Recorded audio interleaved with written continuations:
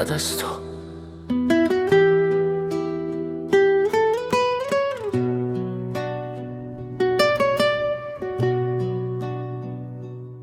بعد از تو این خانه پر از سکوت است، هر گوشاش یاد تو، هر لحظهاش درد است. رفتی و نگفتی که من بی تو چه میشم، در این شب تاریک با غم هم نفس میشم. گفتم فراموشت کنم اما نشد، هر بار دلم از دوریات بیشتر شکست. بعد از تو من ماندم و یک قلب خسته، با خاطراتی که به دیوار بسته. گفتی که برمیگردی اما نیامدی، من چشم برات ماندم تو باز نیامدی.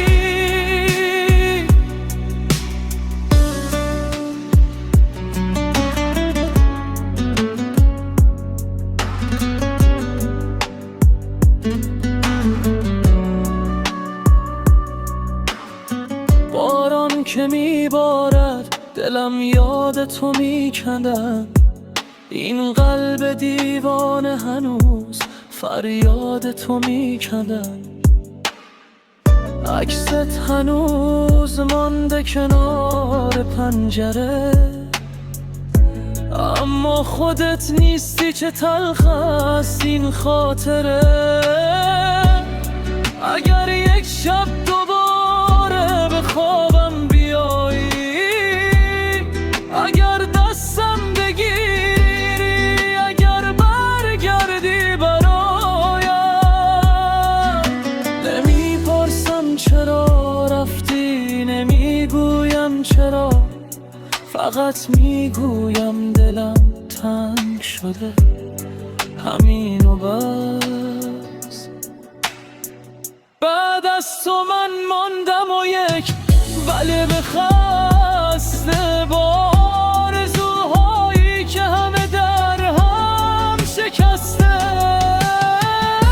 گفتی که برمیگردی اما نیامدی، من عاشقت ماندم تو اما نماندی. بعد از تو این خانه هنوز ساکت است و من هنوز منتظر صدای قدمه هایت هستم.